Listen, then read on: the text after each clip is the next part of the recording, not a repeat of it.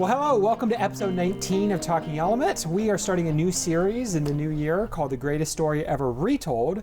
And so we're going to be discussing week one, community, and before community and belonging, community slash belonging. And family. Today, Aaron and I are joined by Donald Weiting. Hello. Hello. Thanks for joining us. Thanks for having me. I like being behind the camera more I was going to ask, would you mind... in front of the camera. Yeah, would you mind telling people who may not know kind of what you do behind the scenes? So I get to come here every week and film the messages multiple times, and then film music, and then I get to edit it all together. Yeah, I like being behind the camera. Just talk about your family real quick, since we'll be talking about family a little bit. I am married to my wonderful wife, Laura, and we have 4 kids. Our oldest, Faith, is 13, so I'm officially the father of a teenager. And then I have Felicity, who just turned 10, and then I have Gracelyn, who's going to be 8 in a couple days. And then I have my youngest son, Gavin, who just turned 5 in October. And your kids were the ones who did the kids' news. Yes.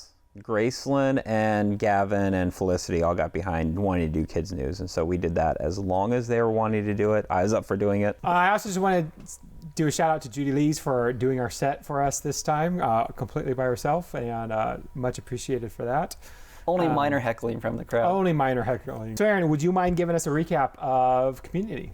So today we are starting this thing called The Greatest Story Ever Retold. And what we really want to do is over the next few weeks is talk about things we may have understood in the scriptures, but have them retold in a way that goes a little bit deeper. Like I think for us, there's a narrative that we tell ourselves that we are unworthy and that God could never truly love us or other people won't ever truly love us. And I think the retold narrative is that God says, no, I do love you. I do care about you. Jesus died to bring us back into relationship with God again. And so that's kind of the retold we're looking at, is how God has brought us to himself and called us to live in community with one another, and how we are supposed to love one another. You're getting lots of one another's actually in the notes this week too. So if you have one goal for this series, what would it be coming out? I would like for us to have a deeper understanding of the things that we think that we know. Because we're going to, next week we'll cover the woman at the well, and there's a whole different set of things I think we can look at in looking at Jesus and how he speaks to her and why he speaks to her and what we can learn from that. We're going to eventually, actually after Easter, we're going to talk about David and Bathsheba and the honor and shame culture that they were in. There's just a lot of different things throughout the scriptures I think we understand, but there's so much more depth to it that we don't. And this is why you can preach the same things in scripture 100 different times and have 100 different things to come away with.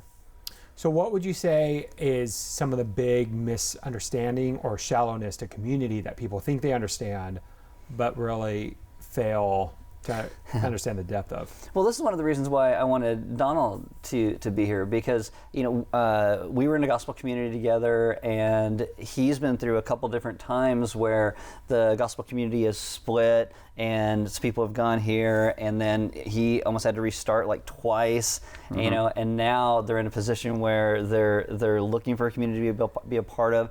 And we have these things in our minds of how it's all supposed to work, and it almost never works that way. And when it doesn't go the way that we think it should, or people respond differently than we think it should, it hurts. And I know for them, there's been some hurt in that I think that it'd be good to kind of talk through and speak about, because people feel that. Sometimes they just don't want to say it. Sometimes they're like, well, I just need to leave and go somewhere else and find it over there. When the reality is, no matter where you are, people are people, and things are going to be hard because we live in a fallen world. And I think true community and loving one another and walking with one another is harder than it sounds, but I think it can be more rewarding than we could ever imagine if we actually learn to do it. That no relationship's going to be perfect, but it's a walking with one another that brings about the things God intends for us to live within.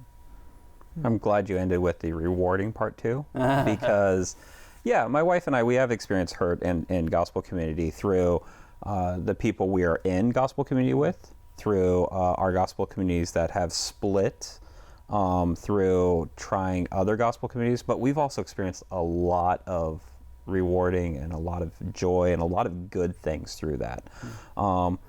And I really like, even though the splitting of gospel communities, when somebody says we're going to lead a gospel community and we're going to move over here, that's tough.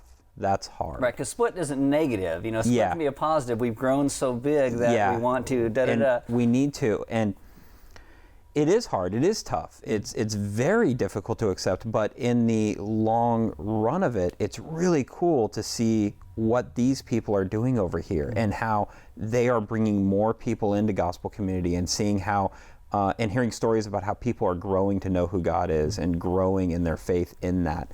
And I think that's amazing. Yes, it's hard.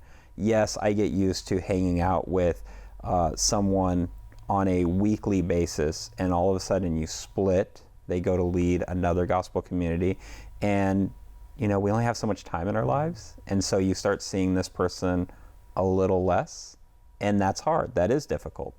But that's the thing, though. I think people don't understand in gospel community. People sometimes, when Element talks about how important it is, they start to think that these people can only be my friends because they're my gospel community. When our friendship circle is usually way bigger than that, because it's having focused people that we know we're going to try to disciple one another here. Now, we do that with all of our friends, but it's kind of more focused in that space. And sometimes I think people think that we're saying you can't be friends with anybody else, just that gospel community. And that's sometimes what makes it difficult, because you and I, we still hang out, we're still friends, we still talk about geeky stuff like The Mandalorian and why you think everything The Mandalorian is great. And I'm like, oh, it just drives me nuts because of this. But it is great. So how would you guys define family, and then how would you guys define gospel community?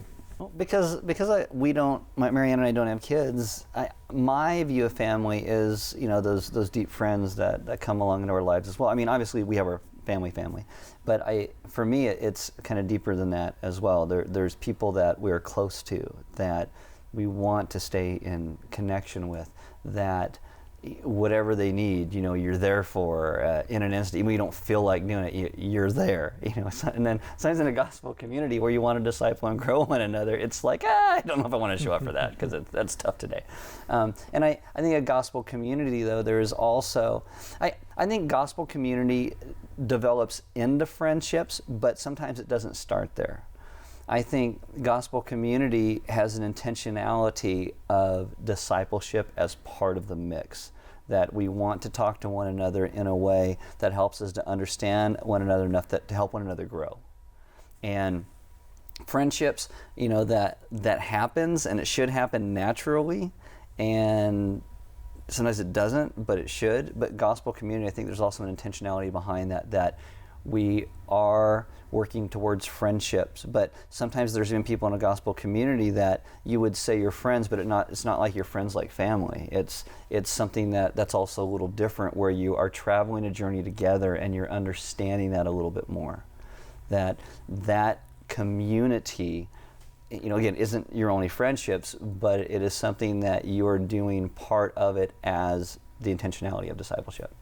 See, I see it a little different, I guess. I see gospel community. So the quote you said, Yuri, I'm not going to botch his last name. Boffenbrenner. Yep. He said, a family is a group of people who display irrational commitments to the well-being of one another. And I think I think of my family, I think of your guys' families, and there probably are people that we're not friends with, that we love, and that's where the irrationality comes in, is I'm going to be there for certain family members, even if I don't like those family members, right? And to me, that's where one of the tenets of gospel community has to be that we are a family of God, because whether we're really friends or not, I have to be there.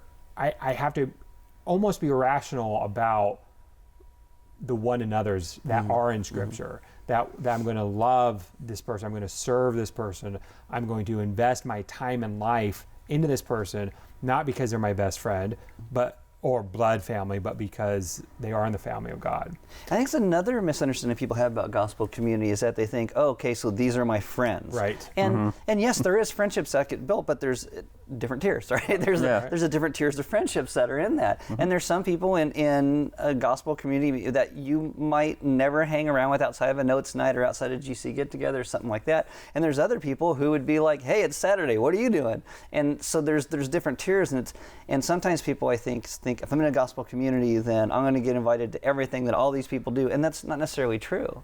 You know, that's why it's good and it's a blessing from God to have friends outside of a gospel community as well, so you don't feel like you're let down if your gospel community splits, or you know something isn't happening the way you want it to, so therefore God's letting you down. Or it's, you know, we need to have the difference between the gospel community commitment with that family commitment in the midst of it. Yeah. Well, I think the fundamental thing is gospel communities is not here for the fulfillment of self. Right. That if we're not committed to one each other, and this friendships, this is marriage, if we're not committed to the fulfillment of the gospel and worshiping Christ, not that fulfillment can't come to us from doing that, but it's when I think so often the conflict that arises around gospel communities is because I'm not being fulfilled, and why am I here if it's not that? And then it becomes this thing where it's like, these leaders are not doing a good enough job in this GC because I'm not being fulfilled. And it's like, well, they're never going to do a good enough job. Right, because they're not Jesus. They're not Christ, they're unfulfilled too, so we're all in the same club. They're frustrated just like you. Oh but that's the my thing gosh. is sometimes leaders in GCs don't even want to talk about that. They're frustrated and feeling like everybody else as well. Again, we're living this double life where we're trying to act like we got it all together. We live in a broken, COVID-filled, fallen world right now, and nobody has it together. We're all feeling this way. I was telling my wife this just the other day. We were doing something, and I said, I just feel like I'm more irritable. She goes, everybody's more irritable right now. And it's just true. It just is. I think the idea of family and gospel communities should also overlap. And I see GC splits that are hard, much like what I'm going to have to deal with in the future when my kids move on. My kids are not going to live in my house for forever. You should hope not. No, at least I hope not. I love my kids, but one day they're going to leave. And that's going to be hard. But it's also going to be great. And this is one of the things I love about the family metaphor for gospel communities, is because the families are designed to replicate, right? They're designed to have offspring. Not that everyone does, but it's like there needs to be growth in it. There needs to be multiplication of some kind, and ascending off, and yeah, like it rubs me the wrong way when we use the word split, because it's just that families don't split when sons get married and move off, even though certain moms might think so. Yeah. But it is this. There should be celebration in sending and starting new families and new life.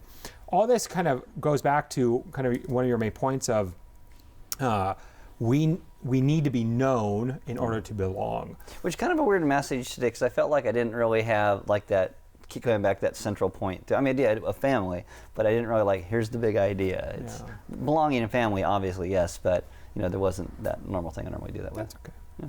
Still a good message. Why do you think we don't want to be known? Well, I think there's two things in that. I think, one, there are certain people we don't want to be known by, and we don't want them to know all the stuff that's going on. But then again, you don't entrust yourself to people who you don't think are trustworthy.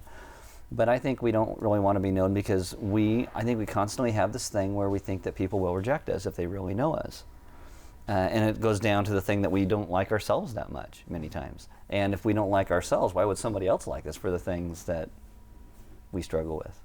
So I wanted to end on the church is God's solution to loneliness. Given the last year of COVID, how can we as a church be better at being a place for the lonely? I think that's a interesting question, because first we also have to we have to realize that we won't always be perfect at that. So with that said, understanding that we can never be perfect at that, I think it's always being inviting, because there's people that we see and we kind of just pass by. I always tried to encourage people on Sunday mornings when, a year ago, that the people you see all the time, you say hi to them, that's great. But while you're here, be looking outside of that group, be talking to other people who are here. Mm-hmm. And there's so many interesting people you meet, in good and bad ways, right? But there's so many interesting people that are here, and some of them are just hoping someone talks to them, and they're maybe introverted and they don't want to step out of where they are and say hi to somebody, but they would love for somebody to say hi to them. God came into this world to seek us because we were lost, which means we need to look outside ourselves and seek other people. And so we don't get the luxury of just sitting back and doing nothing. We are called to be those who go out and who look for and love one another. I think we have our eyes open enough that we're looking to be God's hands and feet to the world around us, to be welcoming, that our circle isn't closed, because God's circle isn't closed. It's open, it's welcome, it's inviting, and so that's what we do. I think all this comes down to being intentional and being sacrificial with it, because it's easy to talk to the people you want to talk to with, or in terms of COVID, like, it's easy not to pick up the phone and call people in my contact list that I should probably be reaching out to. I should at least check in to see how people I care about are doing, and I'm selfish, and so I'll spend my time doing my stuff. But it takes intentionality. It takes me actually thinking about, I should at least look through my phone list, and it takes sacrifice of actually serving somebody outside of what I want to do right now. And so with that, I'm going to leave you with that. Find some time to be intentional. Think through ways right now that you can connect with somebody, and find ways that you can sacrifice your time, your life. Again, going back to what I said earlier about gospel community, if you do stuff for your fulfillment only, you're going to live a very bitter, lonely life, I think, because that is not what God has us here for. It is to, we got to take his model of coming and indwelling among his creation. And that is who we are called to be. We are to sacrifice our desires over or for God's desires. And God is an inclusive God who loves, forms us, brings us into family when we do not deserve it. So I'll leave it with that. Hopefully this week you can find someone to love and pour out into, whether you get anything in return or not. And we'll see you next week for Talking Element. Good eye. Goodbye. Good eye. Good eye. Good eye. Good eye. Good eye. Good eye, mate. Good eye.